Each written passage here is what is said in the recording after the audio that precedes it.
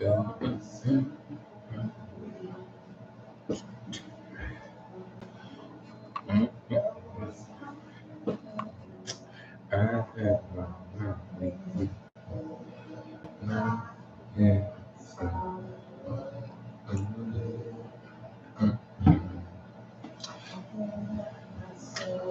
don't strike us for the copyright.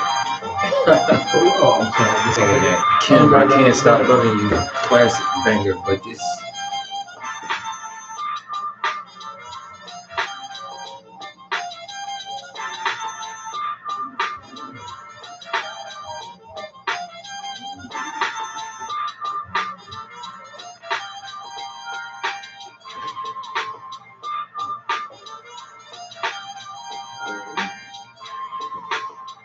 Hello there, and welcome everybody.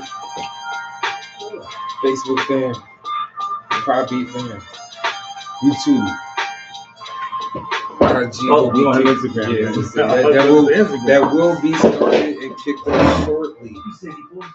Yes. I'm trying to. Oh, he's really good.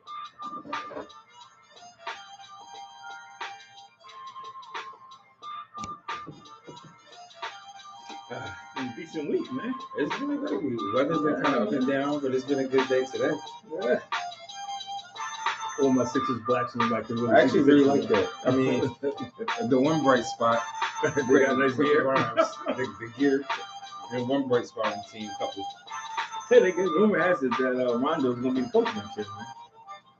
Rondo, the Sixers? Yeah, not Rondo. They tell me like head coach. Head coach. I saw it there. He was they said, ain't no rumors of rumors. They I know people just just be saying stuff. But they're saying, it's like fortunately the Eagles won the Super Bowl, so they care less about them right now. You know what? It's funny because they do get a free pass. Yeah, they really get a pass. They won the Super Bowl, and the Eagles and the Phillies are crushed in the spring training. They like and the Phillies 6-1-1. Yeah, been okay to pass. 8-1. So yeah, they get a pass. Yeah, right. Sixers really been. We've been having high hopes and expectations for them, but Sixers and the Flyers, not good. Fortunately, the Eagles Super Bowl, like I said, still riding there. I'm excited about today's topic, though. I'm not gonna lie. Yeah, I figured you would. It's a little personal. I didn't get a chance. Personal in a good way. I wanted to ask other people about it, but I didn't get a chance to. Yeah. I mean, because I think it's a topic I'd be interested to hear other people's feedback and input. I know from counseling, talking to people in counseling, and just other married couples, that's a hot topic. It's a hot topic. It is. It's a real hot topic. The 50-50 thing, even in church, that's a debate. And then the finances, especially the finances. Yeah. I think it's something that gets overlooked, not talked about, and why it ends up being a problem for people, and why the people just get uncomfortable having some of those conversations, or just emotional. Yeah, but I think, and we'll get deeper into it in the show, but there's a set of questions you should ask.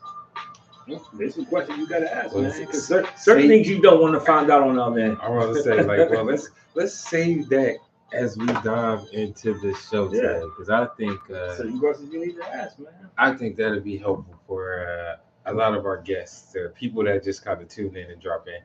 But thank you all for tuning in to another great episode that we have planned for you all, Above Average Black Men. Yours truly, Chris Bender Sr., Chris Jr., here to empower, inspire, and uplift the community. My brother Devin Pender will be joining us shortly.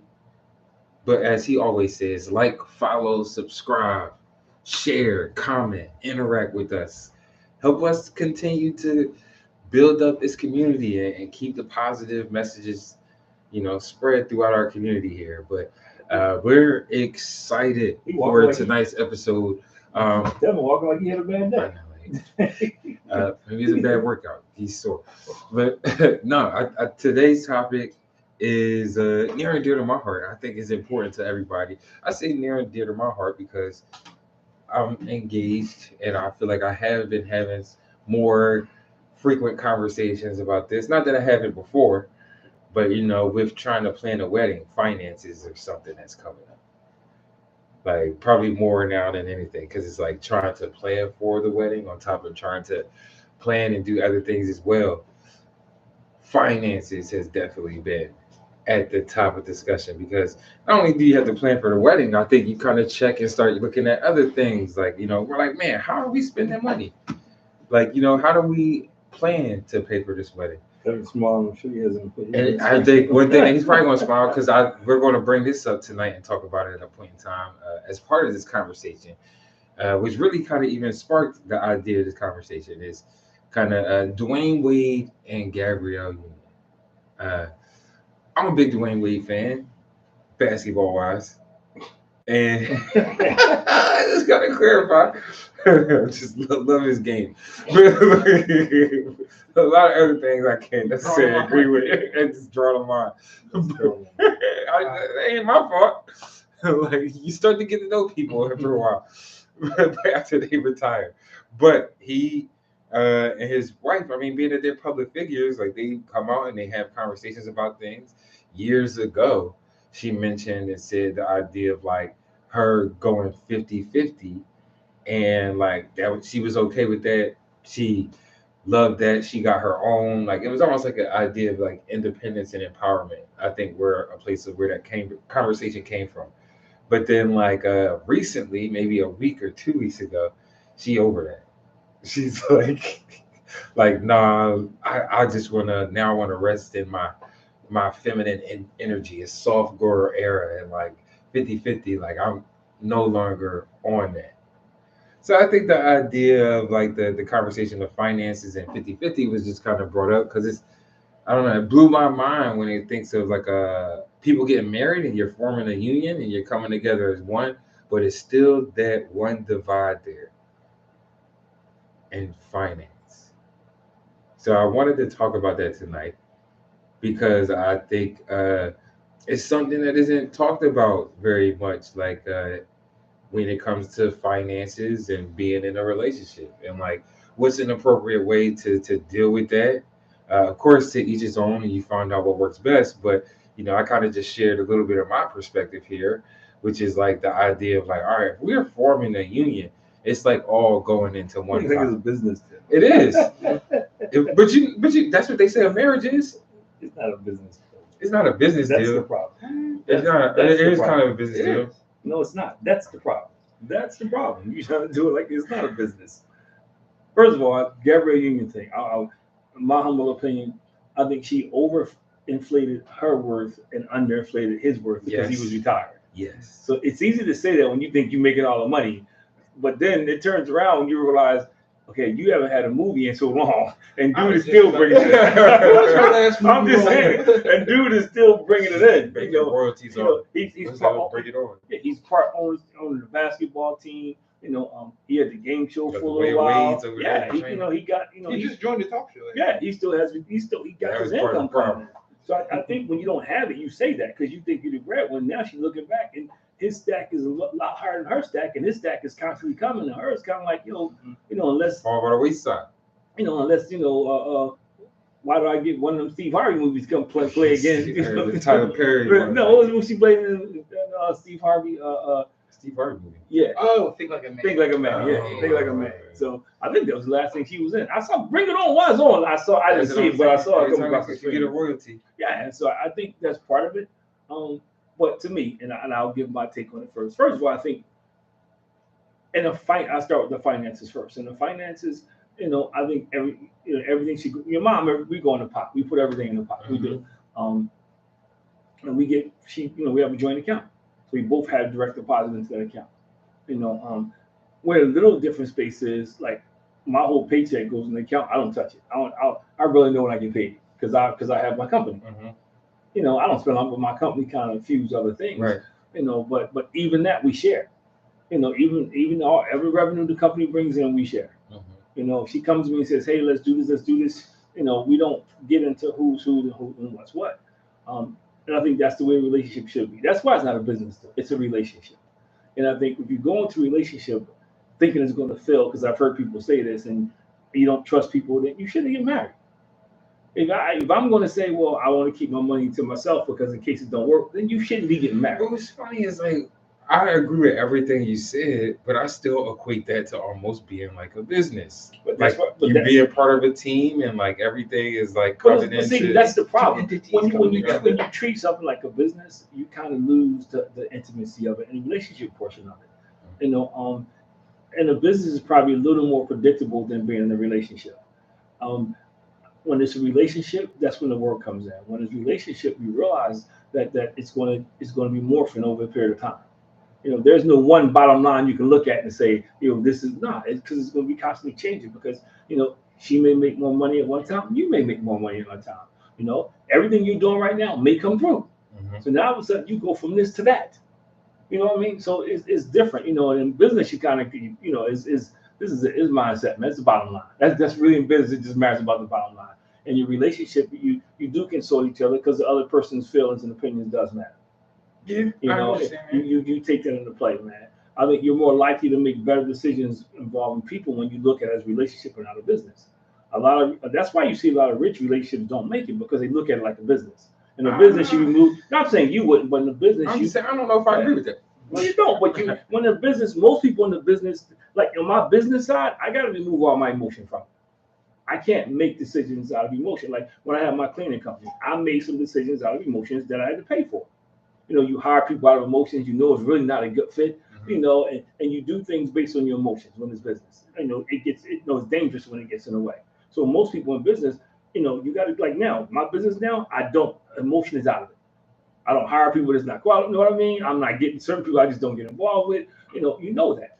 In a relationship, my emotions involved. I'm not going to just go, like I wouldn't go out and buy 10 pairs of sneakers and not tell your mom. Yeah. It was hard keeping that birthday thing. But I mean, even from like just the fiscal responsibility part of that, like that's be insane to go and buy 10 pairs of sneakers. Mm-hmm. Like but so, it happens. And I mean, and I know it does happen, and that's where sometimes maybe I think like sometimes approaching it like a business and like removing your feelings from certain things, like you can't always indulge in something just because it's like I feel the need to, or But when like your I feelings just are like. removed, you do indulge. Mhm. When your feelings are, see, it's like in a business, if I just operate on my business side, you know, I'm looking at the bottom line. This is my disposable income. You know what I mean? This is what I got to play with. My bills are paid. I'm saving this every month. This is my disposable income. If it was just me, well, now I'm married. I can't think like that. Okay, what do we need? You know what I mean? But I mean, It changes the way I see things. What are we trying to do? Whether it's put a roof on this house, whether it's get the driveway done again, whether it's get new garage doors. That's a we thing now. It's not. I just can't go out now and say, "Man, I'm buying me a Beamer." And I've known people. I've counseled people who've done it. So it does happen where somebody in a relationship think, since I'm bringing the bucks, and I can make a decision to come home and tell you about it. In the business, you go to this is what I'm going to do. There's no. What do you think? What do you think? What do I think? My wife is the board. But some people go to I'm the board. We work together. Just make decisions. So I mean, to me, I think that's what's wrong with a lot of us. I think that's what's wrong with church. You treat it like a business. You take the people aspect out of it. I think anything you have that involves people, it can be some business. There is some. I agree with that. There is some business in it, but you got to have a relationship portion. And maybe that's where it's like sometimes I think probably gets missed from the conversation. It's like, it should be a little bit of business in that mix of like, understanding like, okay, there's an emotional attachment to it. Like I use the idea again, like I'm trying to plan for a wedding. And I understand, like, man, financially, if it was just me, I'm like, yo, can I use your house?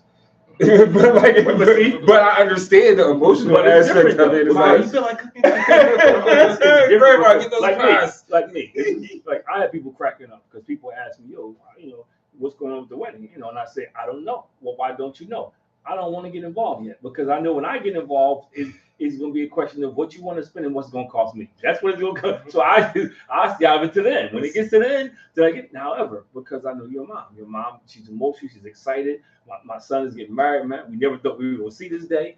Yes, crazy. He's like, we got a shot at having I thought that was it. I got a shot at another grandkid now. I was like, it's like, yes. I thought y'all would be living together forever.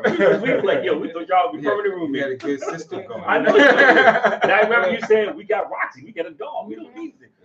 So I mean, but I understand her emotion. I understand her emotion. She wants to see it. She wants to be a part of it. She wants to be this grandiose thing because that's how females look at it. Me, now I am looking at the business sense. Like I loved it when you said, I know you ain't gonna be able to do it. When they said 50 people, I was high-fiving myself. Like, yeah, this ain't gonna cost me nothing. I just show up with my tuck and some flowers. But it's funny, that goes to exactly what I'm saying here about like, yeah, I'm very much looking at it from this business perspective, but I gotta take on the emotional side and aspect of that. The whole trip to Washington, your mom on her phone scrolling, looking at venues. Look at that. And I'm laughing because I'm thinking to myself out the corner of my eye, yeah, that's one gonna cost. She probably was like looking at in places during the engagement. Like it was funny because it just happened. The whole thing. Just think about this. The whole thing she was looking at, like it's funny because when you first were talking about it, she was looking at rings. But I get the emotional attachment to it. You know what I'm talking about. It's like when you made the mistake and said that you were dating somebody. You weren't there. It's like all the time. They went the next 30 minutes. At the comedy show, it was Angela's mom. And Angela's mom. They were all like, yo, she was like, we related now. She was born. They were asking, I'm the board. I'm thinking all he said was they went out a couple times. He made a mistake of saying we're going to whoever that store y'all were going to. And they act like it was this big engagement stuff. Like, oh, that's personal. It ain't personal. But you actually know it's funny to tie that into the finances. You do because they get emotional. I don't have that. We don't because we think logically, and hopefully I raise you to think logically. But it's the emotion of it because they want the parents. They want she's always comparing it to your uncle's wedding and to Nicole's wedding. That's And to me, I don't compare it because you get what you want. What about my love? Right? Your love is great. See, this is the thing you remember. For them, like I equate it like this, and this is what's different for me and her. Your mom remembers that day like it was everything. To me, that day was a blur. By the time you get finished shaking hands and talking to everybody, which wedding are we talking about? You going to no? I'm talking about your wedding's gonna be like that. It's a blur because but she's emotionally, so she remembers every moment, man. I don't. My mom got rest of her soul. She remembered every moment. My dad, not so much. I know your wife. She can insure that day. I would go see my mom. My mom would say, "Yeah, she remembers certain things." Yeah. And certain female relatives that will bring it up. None of my male relatives that would ever bring it up. Yeah. None of my brothers ever bring it up. So it's how you view it. So there's a balance, and I think in relationship you have to understand that.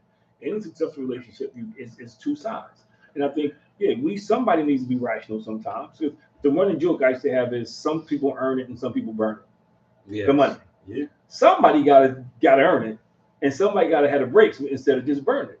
But emotion comes into so many relationships. Whether it's a wedding, I give you the perfect example. When you go look at a new car, right? You can go there and tell the guy, "This is what you want," and it could be the middle side. They don't show you that. They take you to the top thing with the 24 speakers and the seats that go 12 ways. And wow, because they know what you get, it's going to be an emotional attachment to it. Somebody said this to me when I was in D.C., and I wanted the truth. He said 40% of the people who buy new cars can't make the first payment. Insane. Because they go out there and they spend $85,000 for it because emotions. They get emotionally attached. I feel good in here, man. Yeah, you feel real good. Then all of a sudden, when the payment, I ain't got $900 no payment this month. I got to eat. So I think, you got to find a balance. But I think that's what makes it 50-50 because somebody should be offsetting somebody else. Yes. And then sometimes it's going to be 60-40, sometimes it's going to be 70-30, depending upon what the situation is. That's why I think the more, like, I laugh and joke, but when I go out and talk, your mom is the CEO. She manages the money. I peek in every once in a while to see what's going on, but she say, hey, this is the bill money this month. If she's looking to do something different, this is what I need from you. Doing that when we did the Cayman Island trip, man, it was hard to hide that thing though, because I know she was poking around every little thing. Listen, I just had to buy a ring. It's funny because I'll go, and this is I shouldn't say this because people will get, but if I the joint account, she knows I go to Dunkin' Donuts because she watches that account every day. See what the Dunkin' Donuts today, huh? You spent $5.37. Did you get breakfast before you left the house? So I'm just saying. So it's pros and cons, but I think you do it because for one, I give you some pros. When we first decided to buy a house, and I said, okay, we have joint account, so I can monitor. And what we said was, we're gonna write down everything we spent. We did that for the first month. And then when I looked at it, we saw we were wasting money. Like I was eating out every day for lunch downtown. I didn't need to do that. Just doing this, doing that. Then we eating out every Friday and Saturday night. Didn't need to do that. Because we would go grocery shopping, so it's kind of defeating the purpose. So we could see, and then I could figure out what disposable income was. And then I can say, look, hey, so this is what we got to save.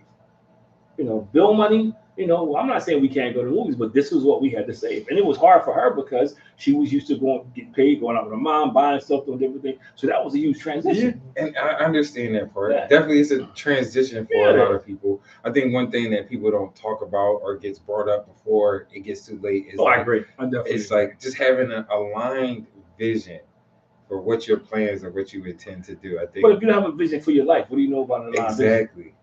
And I think that's where a lot of people probably get lost at when it comes to like talking about finances. Because the group I started on Monday nights, we started this like right when COVID started last year. And it was my plug now. We're up to about 50 dudes now. But the group I started, I remember when I did that, probably 2/3 of the group didn't think about it and didn't have a vision statement, for them, because you should have one for you and you should have one for your marriage and one for your family. Most people don't do that, and then you got to ask the question why? Because they don't do it for themselves. They don't have a vision. They just live day by day, or they move thing to thing. What I mean by thing to thing is I want a house. That's my radar right now. I get the house. I want a car. They just go to the next thing. They're not thinking, where do I see myself 10 years from now? Where do I see myself 15 years from now? What kind of house I want to live in. When I'm doing workshop in the shelters, I tell them, you need to be thinking about what you're going to do before you get out. Not the day they're going to release you out of here. You say you want a house. Where you want the house to be at? Yeah. So I have a scenario or something that I've seen kind of. You always have a scenario. No, because it's the things that I see that happen, within this discussion or topic, that I was like, I want to talk about it tonight. But this, I seen this video, this man and this woman, they talking, going back and forth. The husband gave the wife $1,300 to pay for their rent. And then they talking about it. He's like, where's the $1,300? Did you pay for the rent? And she's like, no, I bought a wig. And he's like, wait, what? He said, I hope you're playing this is a prank. She's like, no, I bought a wig. You got more money, just pay the rent. So I think that context of when it comes to dealing with finances, I think there are some people out there in situations like that are hurt and scorned, and they're like 50-50 because I can't trust this. I saw something similar. I can't trust. This lady spent $30,000 on some Beyonce tickets. Oh Lord, I seen that one too a while ago. Yeah, it was like no, but and this is what I say to them. Well, you see what I'm saying? But unless you just got, I got questions that you should ask. I got a list of questions you should ask for you. Right, like a business. But unless you just got married, you right about your spouse. Unless you just got married, like I laugh and joke about this all the time. Your mom gonna watch this. My phone goes off, my chime goes off like 5 times a day. Amazon and UPS, when I'm outside, they blow at me when they ride past the house. Hey, what's up? Dude, nothing today. Yeah, one dude said, nothing ever comes. Just ain't want to do. We were laughing and joking about it, but I didn't know you lived here. Yeah, but I know that, and we do talk. She just doesn't do it. But I'm saying, who you're living with. If you don't know who you're living with, and you've been together for a long time, that's on you. And I'm not saying I got my bills from the company that I pay, and those little bills. I got to put reminders. Your mom, she'll tell me a week before something is due. She knows when it's due. She's built like that. Now, it's funny because I'm the one with the county background, but she's real good at keeping track of when the bills are due and everything and what we need to do. And, let's pay a little extra here on the mortgage every month so we can get it. And I'm fine with that.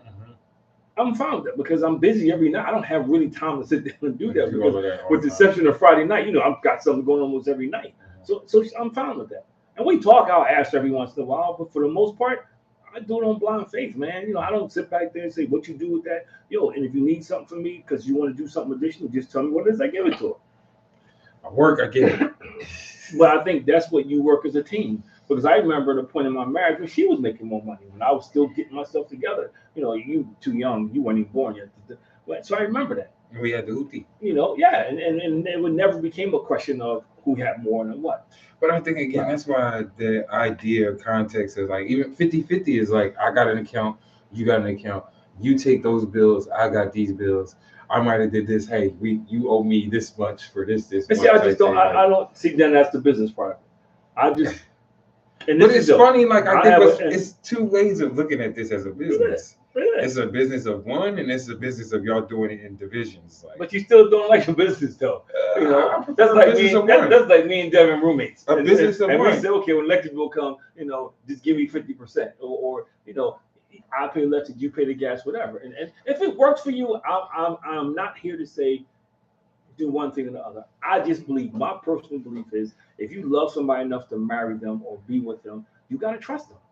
But you also know who you're with. You know, if you got somebody that's gonna spend $1,300 on a wig, you know that's not the person that should be managing the finances. I'm just saying that should be the person managing the finances. Transferring to person. So who's the best at managing the finances?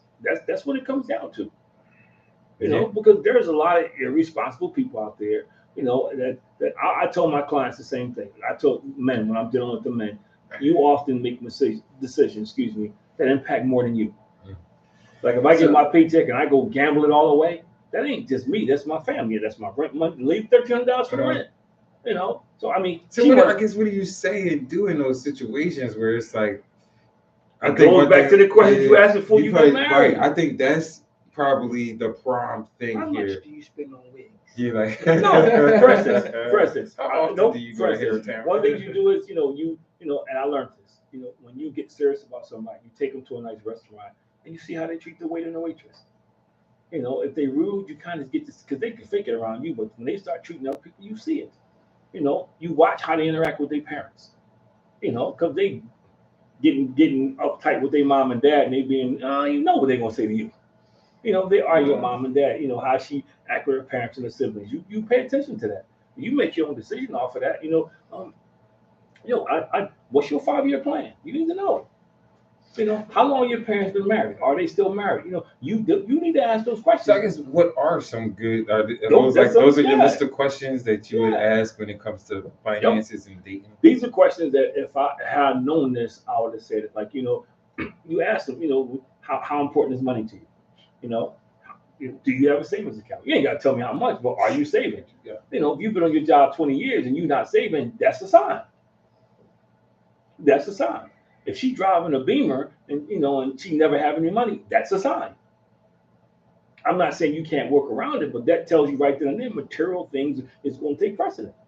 That, and rather, instead of saving for the future, she want to be Gucci'd up and then Beamered up now. You know, so you got to ask those questions, man. You know, you do ask, you know, do you have any disposable income? And if they say, what's that? You want to know. I'm just saying, though, you got to ask those questions, man. There's 10 solid questions that you need to ask. You know, and it matters because, you know, I look at what point do you ask those questions, though, too? Because it's like some when you think she's the one, not right away. That's what I was going to say. When you think he or she is the one, then you go to those. Because it's like, I don't know, like people are hesitant to talk about finance. Well, we talked about this on another show, and this is a different time because where I grew up, we dated. You know, and we went out more than one time. Nobody expected you to take them to the Black Fin or Rooster Chris Steakhouse on the first date. It was different. So I'm saying it's different. It's different, man. You know, it was kind of, you went out, you got to know the person, you know, you invested time and you got an idea who you were dealing with. And then if you say, well, she might be the one, then you can start asking those questions. Some of those questions you slip into the dating. Like, you know about, when you go, hey, your mom and dad still married? That's not a bad question on the second or third date. Well, how long they been married? You know, if they divorced, well, you want to know what's going on. Money comes up probably earlier than anticipated in conversation sometimes. And not even in the way like that we talking about it, like it's fiscally responsibly, like, or like, what are you saving? Are you doing it? It's more so what you spending it on, what trip you take them. But see, that's why they want to go to a restaurant. But also he got money. But it also tells you about the person. If you go out somewhere the first time and you're talking about your finances, don't him or her. Because that's too early, man. You only know my middle name yet. You ask me because how much I'm making everything. Nah, I mean, but you know, if you going out with somebody and you went a couple of times, man, you should ask them. You know, if she's telling you she only eats at these certain places. That's up to you, but that's a sign. Because whatever you usher into your marriage, you got to deal with throughout the marriage, unless something happens to break the cycle. So you got to know that. You know, it's not like somebody's you take them out every night to some 5-star restaurant, and then you get married, you go down to McDonald's, get a Happy Meal. That ain't gonna fly. just because you put 2 straws in a cup and call it romantic, they gonna earn the right to take you to McDonald's. But see, this is why a lot of marriages struggle and fail. I know when I sit down with couples, to be a perfect example. when I sit down with couples, the first question I ask them, I give them a piece of paper, write the definition of love. And 85% of the time, at least, they got two totally different definitions. And that's a problem because if your definition of love is that we can work this out, and her definition of love is that the money ain't right, I'm out of here, that's a problem. Because you're working hard to keep it, and she's looking at the materialism. So those questions you got to ask, man. And so it is not going to, at one time, somebody's always going to be given more. Is she or he built for that? That's another thing. You know, if you got somebody that says, I'm only going to give 50%, what happens when you need them to give more than 50%? That's the problem, because they keep score. Yeah. I did 5 things, you owe me 5 things. No, you know, so I think that those are questions you got to ask, man. You have to go in depth about those questions. You know? That's it. You want a dozen eggs or a dozen roses? Yeah. And if you choose, well, nowadays the eggs cost more. If you choose roses, then I can't get what you get. You can pay them in eggs. You're financially irresponsible. We can get married, but your dad got to give me a case of eggs. Yeah, it's like a trade-off. I didn't get give gold. And I think you have to go into it like that. Again, I've known people who that work for them. They both work. We've been somewhere and say we were going on a trip, and both of them whip out a check. He'll get a check for his, have a check for that, and that worked for them. For your mom and I don't. I just think what's ours is ours. You know, some people go, what's his is his, what's hers is hers. And then there's some people that says, your mom jokes about this all the time. You know, what's hers is hers, and what's mine is hers. You know, that's what women say. Yeah, that's a joke. Yeah, you can believe it if you want. But you learn a lot about somebody before. You know, I mean, you know if somebody's fiscally responsible.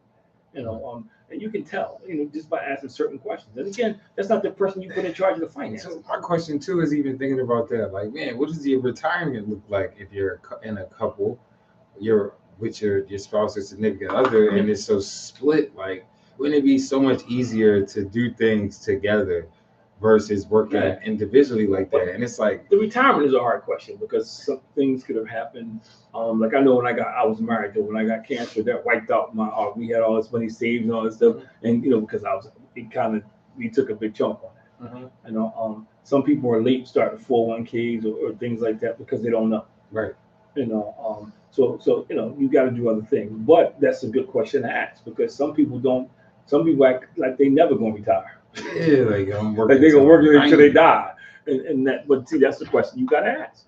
You know, I mean, that's why you ask about a 5-year plan, a 10-year plan. You ask about long-term goals and short-term goals. And that part is kind of like a business. It's almost like an interview. You gotta ask those questions because if you don't, and I use the same analogy. I got this Volkswagen. You got 22 cases. I got 22 cases.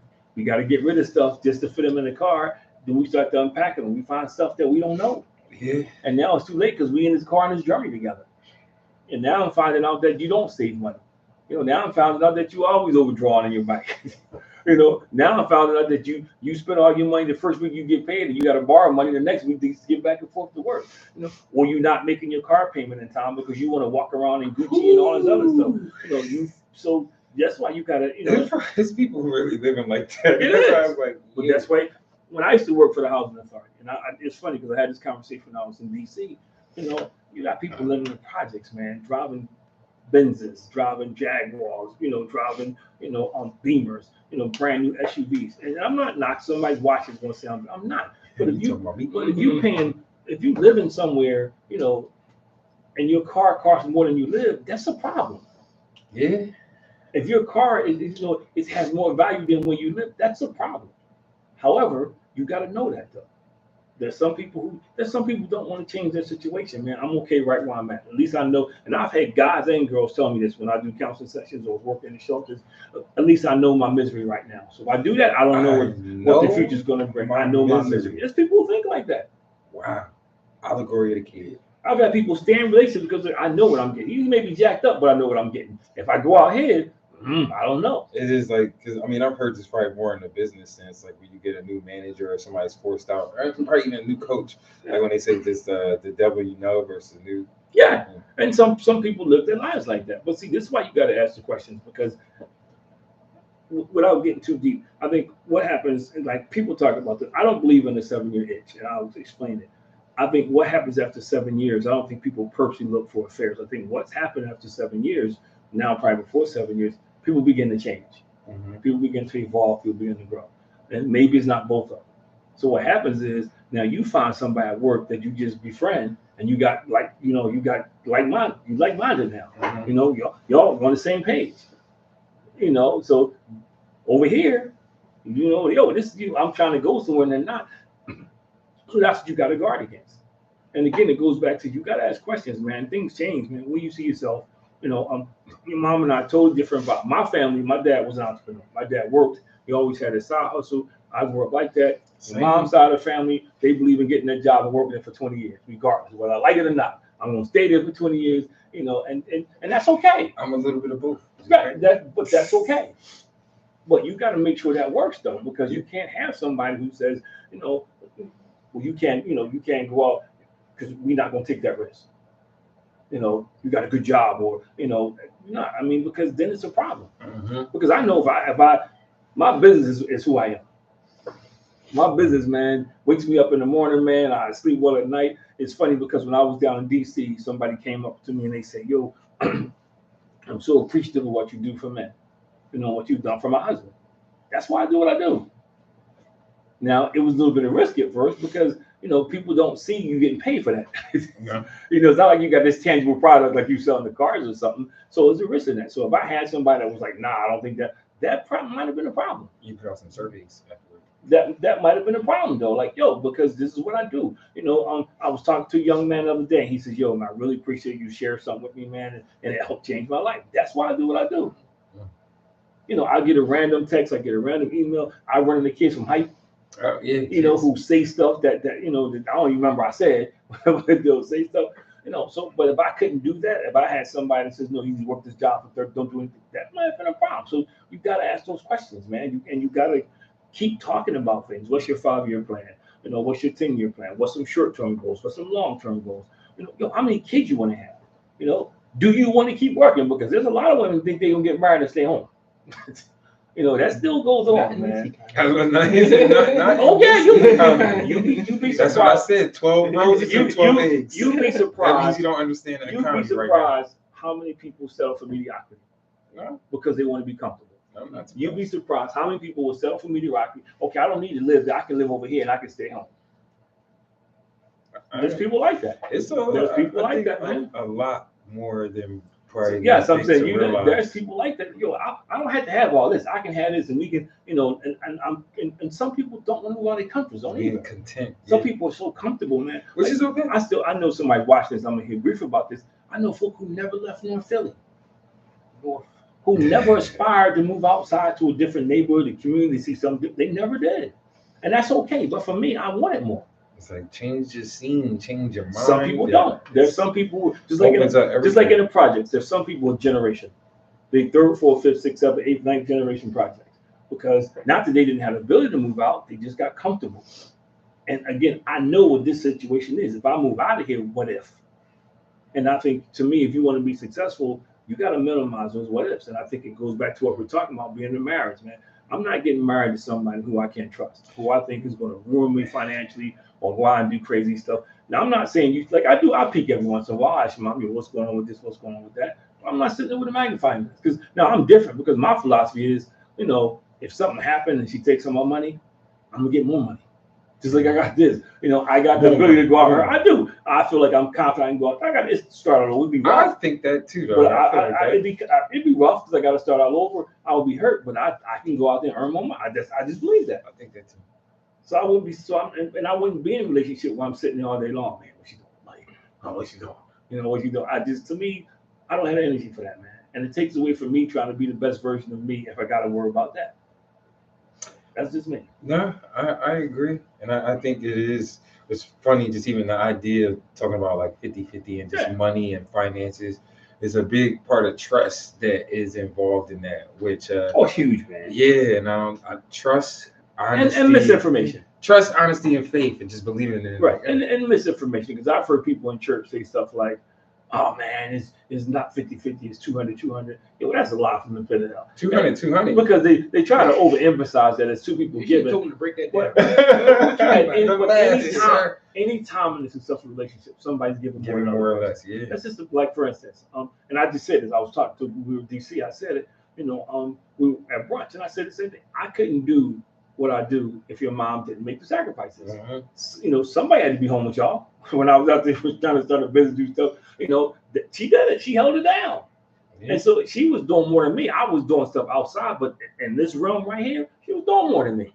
When it's time to get yard work, it ain't 50-50. I'm out there digging, and it's okay. I'm okay with it. She tell me where to plant it, but it ain't 50-50. So we say that there's very few parts of a marriage that's 50-50.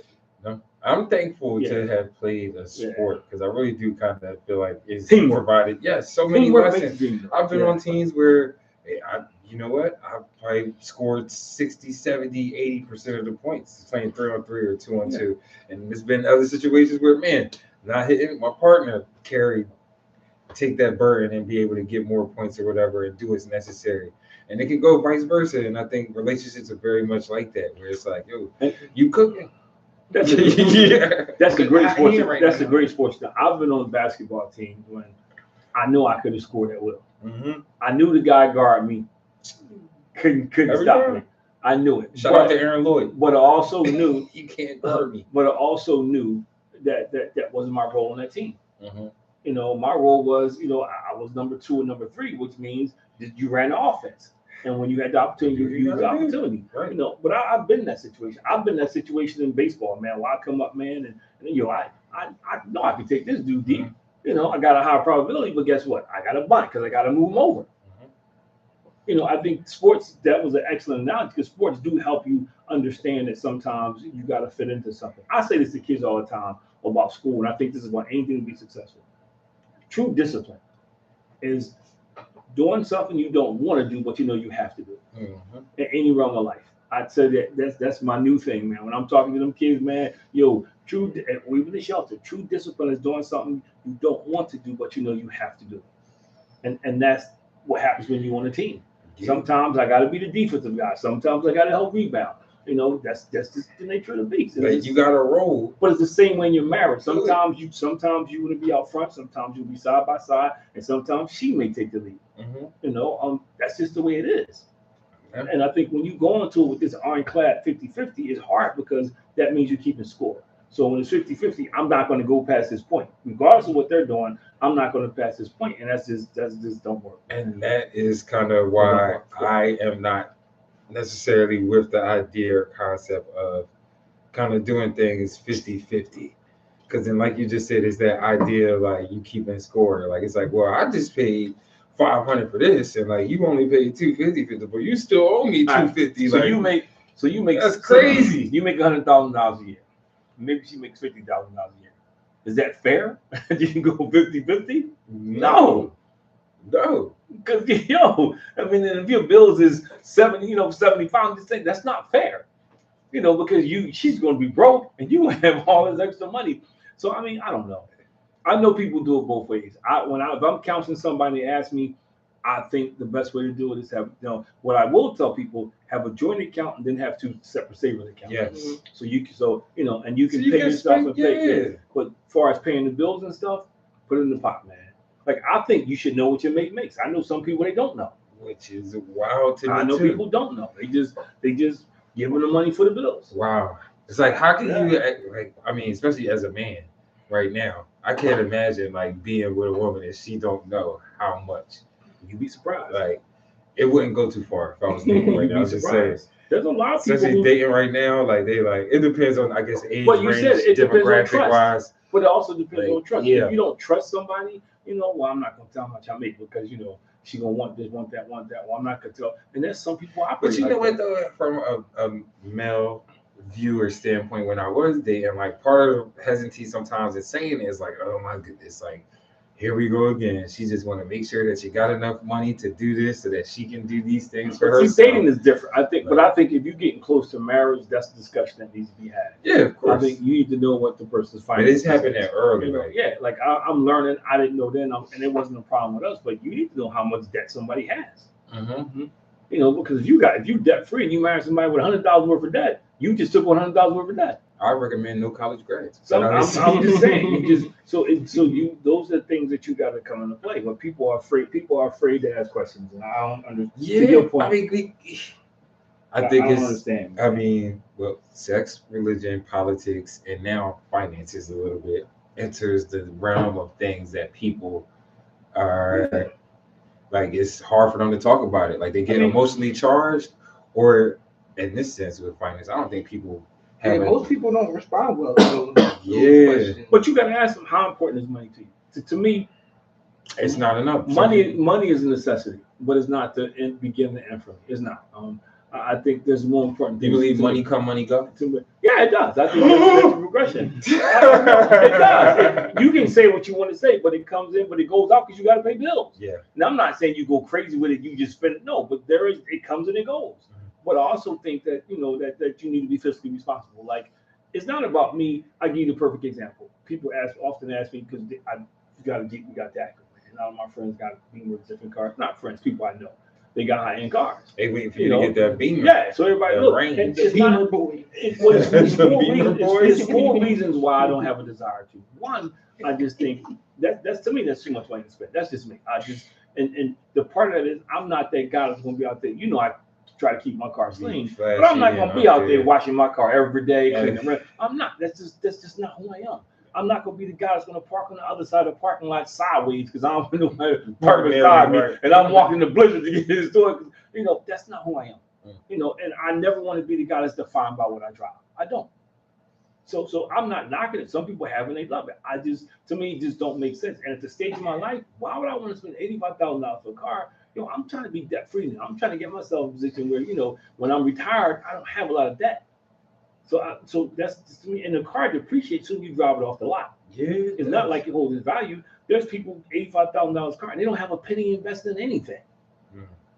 I'm not saying I'm rich, but I got some stock. I was laughing and joking with somebody because I bought that, the Nivea, whatever it was. Yeah, it's like, his AI stuff was starting to really start to go off. I just playing around. I invested in the Ford electric motor car. Remember we did the first time? Yeah, man. No, okay, buddy, we about to do a little action there. So, but there's some people and they don't have that. So to me, it's more important for me to have it. It's more important for me to have to be able to do stuff with you guys, McKinsey. Like we did this vacation with your mom. You can never. To me, that's priceless. We can never replace that. True. And you know what it is for me with finances sometimes. You cheap. I'm cheap too, but I get caught up in the idea of like the super long term, like, I will not go out for a year to be like, the next 2-3 years, 4 or 5. Okay. I think that's how my mindset is. Like I'm like, well, you can say getting a little extreme on that. But you can say, like, okay, like I'll tell your mom, sometimes beans and rice. And we used to do this when we were doing the whole thing that we're going to go to the mall. We're just going to walk around. We can go there and spend a bunch of money. We had an agreement. And we would go out ice cream or something, hang out. We're not going to go out to dinner every weekend. We would do things like that. And that's okay. But you should treat yourself to something. I've got to the point now. Like that's why I never now y'all laughing. That's why I buy sneakers now. Sometimes I buy sneakers now because that's my treat. I told you my other day I'm due. I'm due. I'm due. I've been a couple months since I bought a pair. I'm like, I'm due. But because that's how I treat myself. Yes, and I don't gamble. I don't drink. I don't do crazy stuff. I'm driving nice vehicles, but they fuse. That's how I treat myself. I'm trying to get better at the balance of the two. Like, yes, I do like stringently. I'm like, save pennies, save dollars, but then also the balance of like, you know what? I do need to unwind and enjoy it. Like I've worked hard for this. Right. And there's a balance. Like for instance, and I always want to be able to say, hey, if y'all need something, y'all don't because y'all grown now, but just in case. Hey, you do. You want to say I got a room if my kids need a place to stay. You know what I mean? You want to say if my kids need a couple bucks, I can get a couple bucks to them. If McKinsey, we want to go out and do something, I can do something.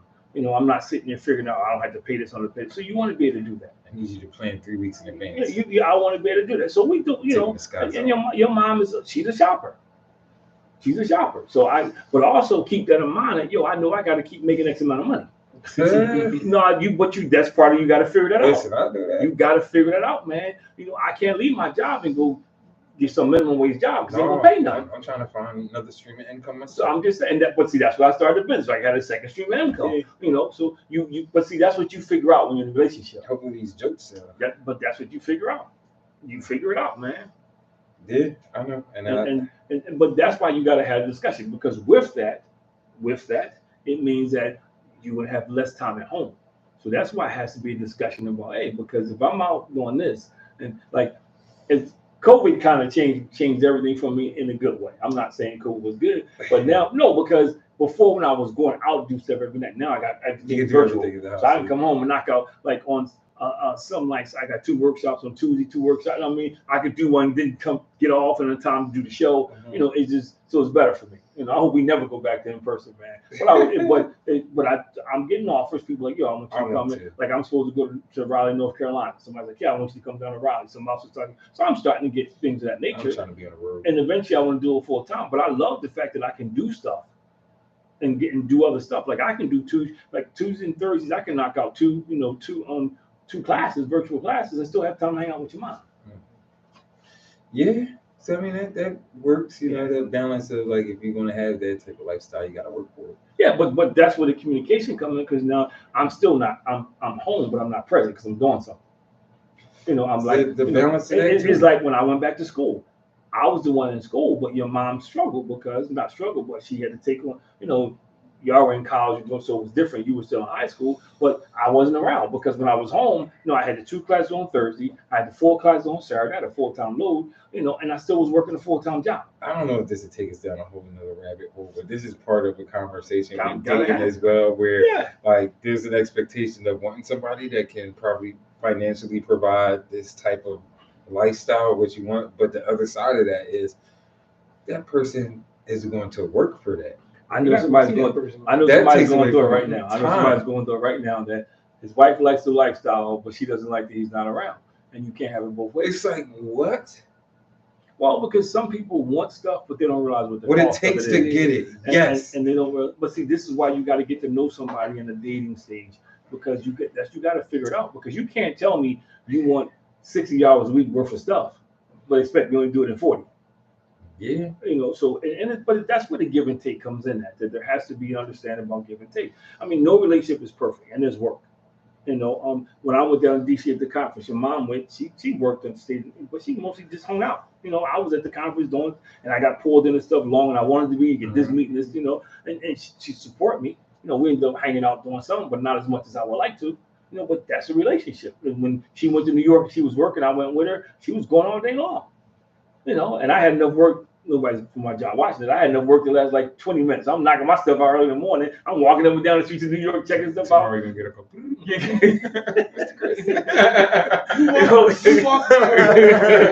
Killing time, sing it off. You know, I'm doing my workshops on my phone. Like, yo, hey, you know, I'm like, yo, you know. So you know, so they don't know, but I get it. That's why she got me an iPad, like a little better. They know you're on your phone. You're holding this close.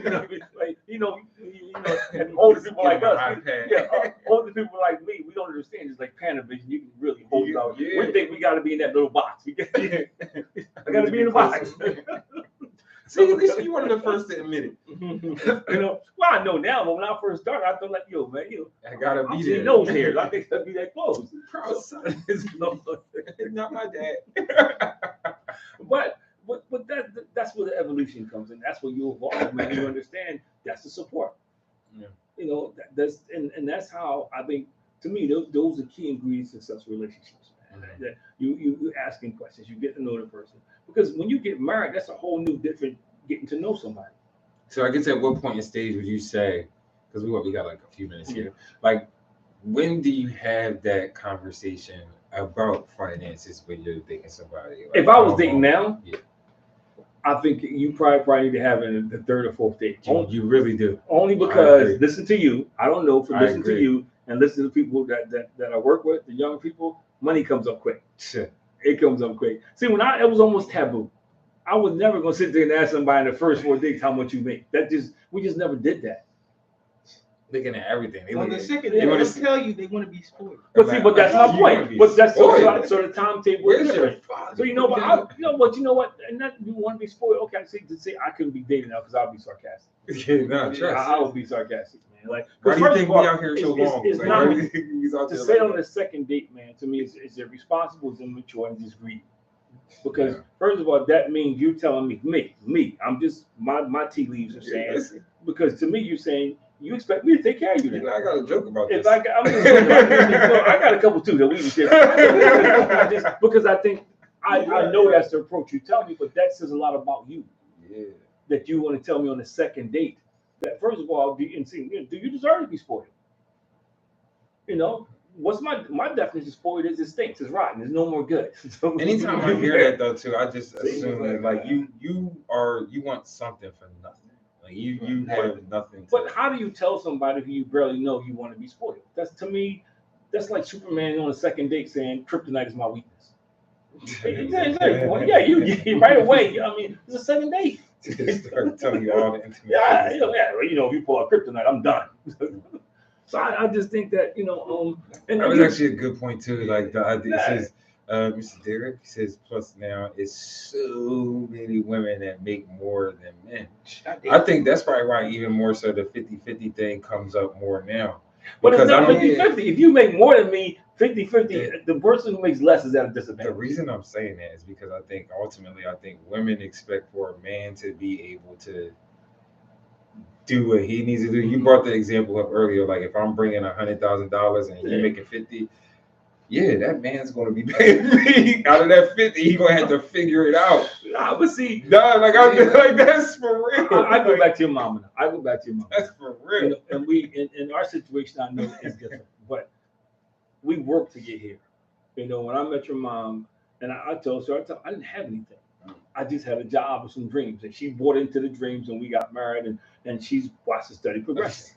She watched the steady progression and get to where we are now, where, like I said, and I'm not saying in a braggadocious way, I don't even know when I get paid. His account director, but she takes care of all that because I created second stream of income, which I use out my company, and I use that for both of us. Yeah. So I don't sit here and say, because it was 50-50, like, nah, you ain't touching this, because I work for this. Nah, and I think that creates a problem, and so I think, to me, in a healthy relationship is based on the proportion of the finances.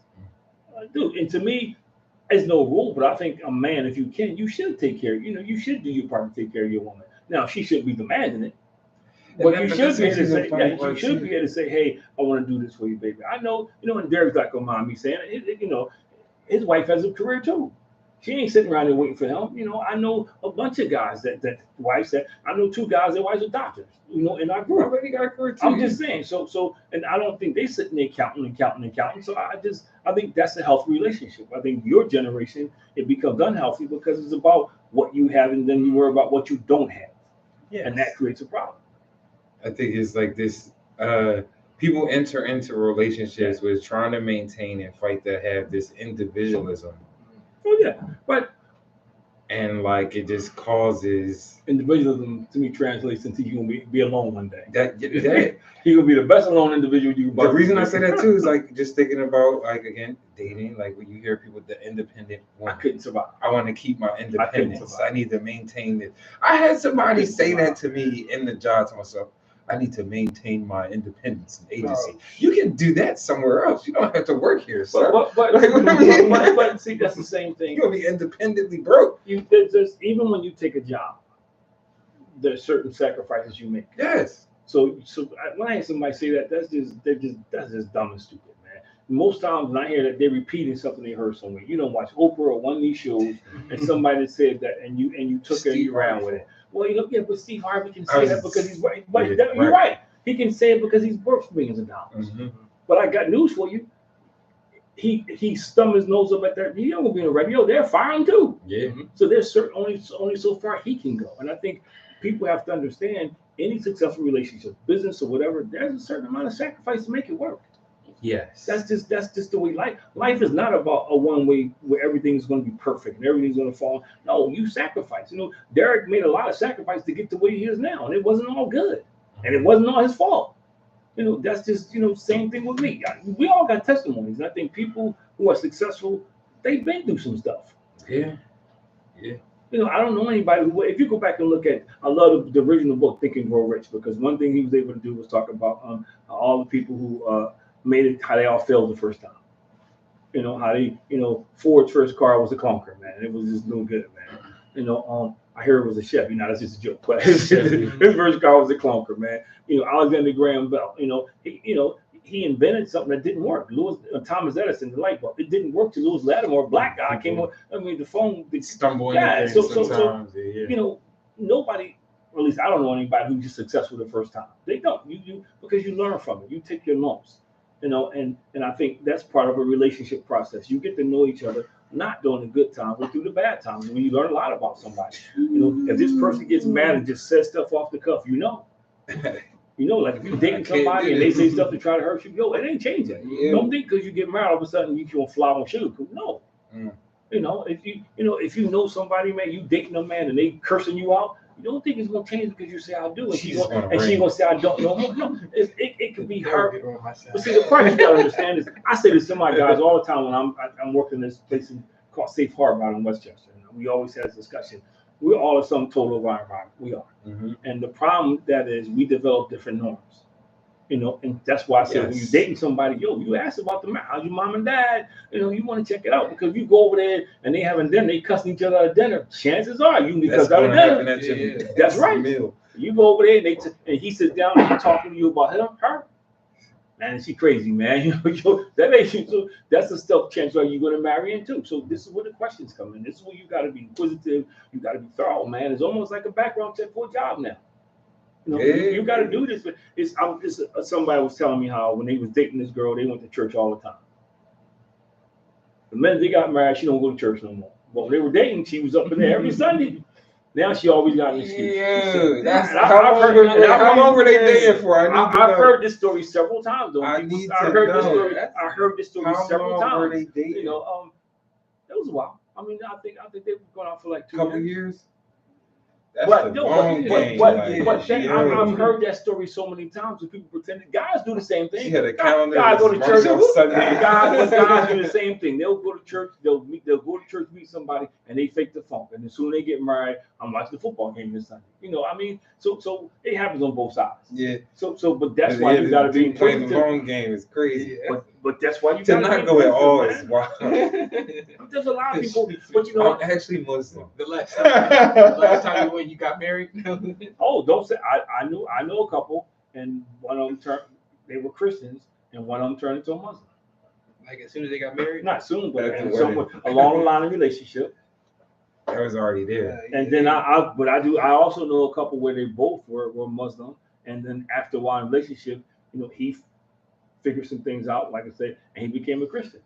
So these things, that's the stuff. That's another thing. People change. I don't think that's bad. But you got if it's a big deal, it's bad. You got to. The point is, you have to be able to together. You have to be able to navigate things. You have to be able to navigate. But that's my point when I say 7 years, people change, because people grow, people get different realizations, people get different understandings. But that one is just you stop going to church after it happens. It happens more than you know. It happens more than you know, bro. Last time in this place. It happens more than you know, man. The Eagles come on there. There are some people who fight about what church they're gonna go to, because they never talk about it. They just assume they go to 2 separate churches. They get married. Well, we can go to my church. I didn't say I was going to your church. I don't like so and so. I mean, it happens. I've dealt with couples like that. But again, I think the beginning of this conversation was just really about finances. But I think there's a lot of conversations that need to be had. Finance is huge. They say finances is no more reason for people don't talk about it until they get married. But none of that stuff they don't talk about. If you don't want to have any kids and she want to have 6, that's a discussion you need to have. Finances directly after that. I'm just being honest. You know how much it is per kid a month? If you try to move to a house and they want to stay in an apartment, it's like when I was, and this is probably too much information, but when I was growing up in North Philly, there was girls I dated who they weren't even labeled. I knew that they weren't even labeled. They said it. And so in my mind, this is a short-term relationship. Thank you. Why do you want to? Why you want to leave? In between the lines. Why do you want to leave? But why don't I want to leave? Why do you want to stay? Because I don't want to get shot at. I don't want to get robbed. I can give you a bunch of reasons why I don't want to leave. I was trying to get to the next level. That's an exaggeration. I ain't going for New Jack City. But I'm just saying. But I knew females. They were not leaving the neighborhood. They just weren't. And they still live around there. If I go back down and out, they still live around here doing the same stuff, talking the same stuff. Yeah. Still saying I sold out. in this house. You see some In front of the fireplace. You see some of them in Toy Store. You see the Yeah, generations that crazy. you know they like the third and fourth generation, and they all coming together, and we still have the same conversations, man. And they not leaving. We need to They gonna raise their reframe. great grandkids gonna be raised in that neighborhood. I just think we need to reframe. One, start having conversations and reframe how we even think about certain things, because it's Well, I think, and I know we a lot of we will, negativity pushed. but over. I think people getting married need to hang out with married couples. They do. Yes. They need to start. Married couples. You should start Yeah. hanging out with married couples, man. Observing how they act, the things they do. When they say it ain't about the money, it's all about the money. Yeah. They do. If that's a friend, because I'm honest. If somebody tells me that, They say even it in about the business, money. if somebody It comes ain't to me, about and the says, money. I look at Miles Garrett. What Miles Garrett say? It's all about winning. I want to go take the money off my man $40 million. He said, you know what? The Browns organization. Yeah. I love Cleveland. This is for you. So I'm just saying, though. But that's the way that was like perfect, man. When he said that, Miles Garrett, it's all about winning. I'm tired. I just want to win. It ain't about the money. I want to leave. So guaranteed $20 million. He ain't hesitate. He's signing that thing. Go Browns. When you be all of a sudden they geniuses in the front office now. So forget that they can't pay him out so we can win. Be patient. Forget they can't pay him out. But I think They got a plan. But one, I think people that's getting married should hang around married people. Yes. This is my fault. This is my zinger about church. I think churches who have marriage conferences should invite people who are dating. People who are dating, thinking about getting married, should be able to attend marriage. They shouldn't be shacking up, but they should be able to attend marriage. Like if it's a day conference at church or something, they should.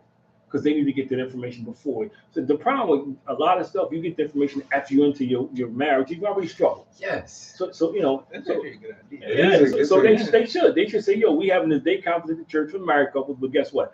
People who are thinking about getting married can come. And we ain't talking about shacking up, but you can come and hear what it takes to be married. So I think the third thing about it is people need to really truly look up the definition of marriage. It's no longer it's just a convenience. Marriage is a commitment. I said it at Nicole's wedding. When you get married, man, you're making a commitment in front of the people. They're witnesses who come say they agree with it.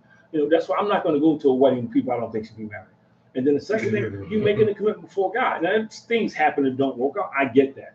But I'm saying it's something that people got to take serious. So when I hear somebody says, like, I wouldn't marry any couple that came to me and says, well, I can get out when I want to get out. No, I'm not doing it. Crazy. But people say that. I've had people say, look, man, life don't work out. I'm out of here. Don't You get got married. it. Just stay in a relationship. So yeah, that's not what you should do. You shouldn't be in a relationship with the person. If you already thinking about a way out, you ain't even got in yet. So I think those three things, and the fourth thing need to happen, man. See, and this is another thing I think when I sit down with couples, one of the biggest, I think this is the number one reason why marriages don't work. You got two people who don't know who they are trying to become something they don't know anything about. Yeah. You got two people who think they still single, they still individual, haven't figured out who they are, and it don't work. Mm-hmm. It don't work, man, because it tells you when you get married, the two become one. Yes. Doesn't mean that somebody's the boss, or it just means the two become one. And I say this all the time. And my Bible moment is, we talk about, and all my guys or guys who are around me hear me say this all the time. The Bible talks about, he says man is supposed to have dominion. Dominion does not mean just a boss. It means to take care of. When you have dominion over something, you're responsible for the totality of the whole thing, not just to rule over. If you're a king, your responsibility is not just to tell people what to do. That's some people do it. But your responsibility is to make sure the kingdom, everything is cool. So I think that's what people misunderstand marriage. And now it's become, I don't know what it's become, man. Because I young people work for them. I hear them talk about it, man. And I can get out anytime. And think about it, no fault insurance. And I said this to somebody the other day, and they didn't laugh. It's always somebody's fault. Yeah. So what's this no fault insurance? I mean, married to get people where to get out. I think one thing that you said that's important is like being around married people. I think it's people, important. that been in it for a while, a long time. Because sometimes and Derek, but you have to truly be best friends. Yeah, man. That's the missing ingredient. I think like when it comes to the marriage portion, sometimes like people definitely forget that about just kind of one, like that's your partner, your ride or die, like that's who you want to be with the rest of your life, man. And when they're your best friend, they put up with stuff that nobody else will put up with. Mm-hmm. When it's your best friend, they love you for you regardless of who you. You know what I mean? They don't say they try to make you into somebody else. You know, they're not always pointing out your faults. They work with you to get through things. You know, when you with your best friend, you know, you can be vulnerable. You can be transparent. You know, and there's a lot of dudes who struggle mentally and emotionally because they can't. You know, we did a show. We talked on the show that time. Remember, way back, we had Ebony. It's like she came in, a therapist. We thought, you got a lot of men who's in these relationships. They can't say I'm having a bad day. They can't say, I feel like crying. They can't say things are falling down all around me. I need help, and that's not healthy. But if you marry your best friend, you can do that, and they won't think less of you. You know what I mean? You know, if you marry somebody and you work the relationship, become best friends, you constantly looking out for each other. It's not, well, I'm not going to do this if you do that. So there's so many perks I can tell you about, about marrying your best friend, man. And to me, that's what helps you. Me and mom and I've been married for 40 years. You know the story, man. We didn't even know each other a year. That's actually what I was going to say.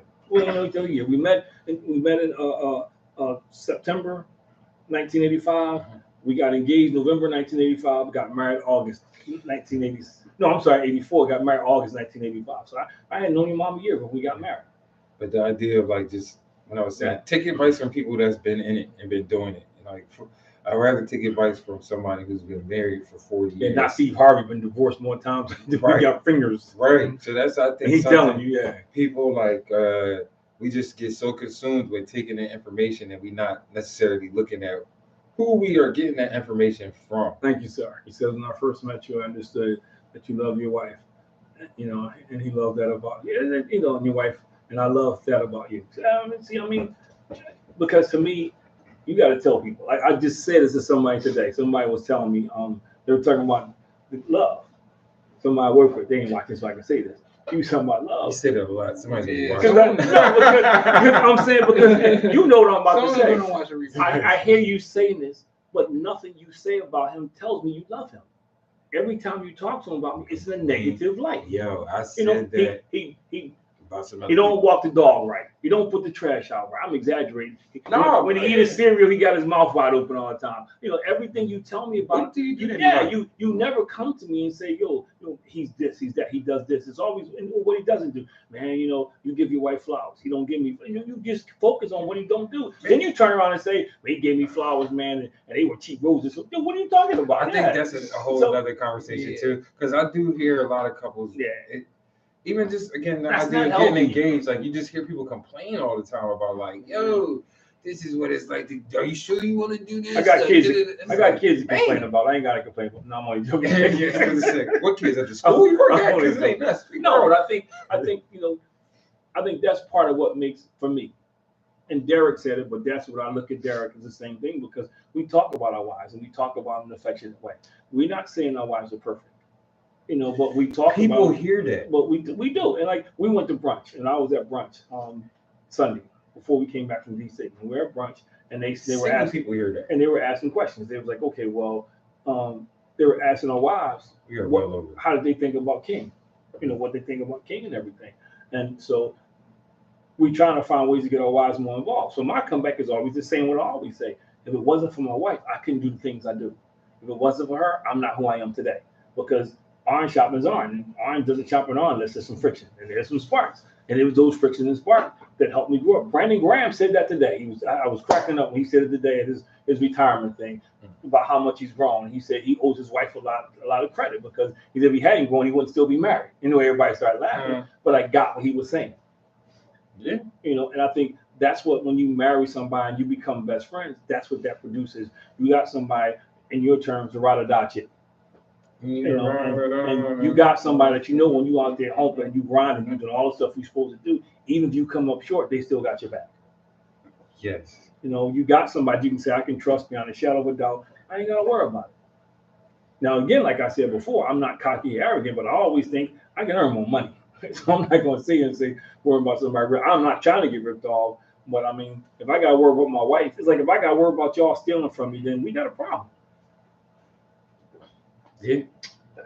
So I think 50-50 as we close, I know we way past. I think we really got to. I don't think it's a 50-50. I think at one time somebody's giving more. And when it comes down to finances, to me, the best relationships I've seen is when it was a shared pot. Now, yeah, people have their savings that it wasn't check, but some people like that writing the check. To me, like I would be embarrassed if I was somewhere, and it's just me. If I was somewhere, like we were paying for a trip, You gonna send me that? no, I'm paying for a trip, and and your mom say something, I say, okay, I'll pay for it. We just pay for it, or I mean, I gotta get a check. Your wife give me a check and you give me a check. I don't understand. Nah. And then just to say, because when I do workshops, I ask if people, well, I don't trust them. What if they run away with my money? I'm thinking, first of all, that little bit of money, nobody running far. Jersey, Delaware, you be able to find them. Yeah, ain't like they do. But people say that's the number one reason people say. I think they suppose they spend all my money. It's not like you got $1 billion. It's kind of like the joke you tell about the prenup and the PlayStation. Yeah, so you gotta have something to protect. But why would you marry somebody that you don't trust? I don't get that. Yeah. I don't know. I think again, it's like a lot of reasons. Probably a lot of outside noise and things that people probably hear and you always say, and just the culture and how dating is right now. But I think it is the key thing here is a discussion that needs to be had so that people can better figure out, what works for them before it's too late. We're already in the mid-marriage. www.familycommunity.com. That's perfect one.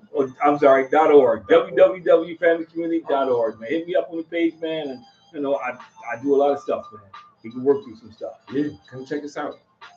Appreciate you guys. I wouldn't say I'm cheap, but y'all get the wrong impression. It's frugal. People look like financially conscious. People who look. I'm talking about my feet. People who look like us always think cheap means discount. Yeah. they do. No, look, man. My dad told me, he said, "Son, you got 2 bad habits: eating and living indoors, and they both cost money." So I'm always in my life like that. But anyway, man, thanks for another great episode of Above Average Black Men. We well over the time, but we'll see you guys next week, same time, same channel. Yeah, like, follow, subscribe, share. They're gonna give me the memo next time. Now I can go. This is actually just a coincidence. We've been in tune today. Good night, everybody. Till next week. Take care. Above Average Black Men.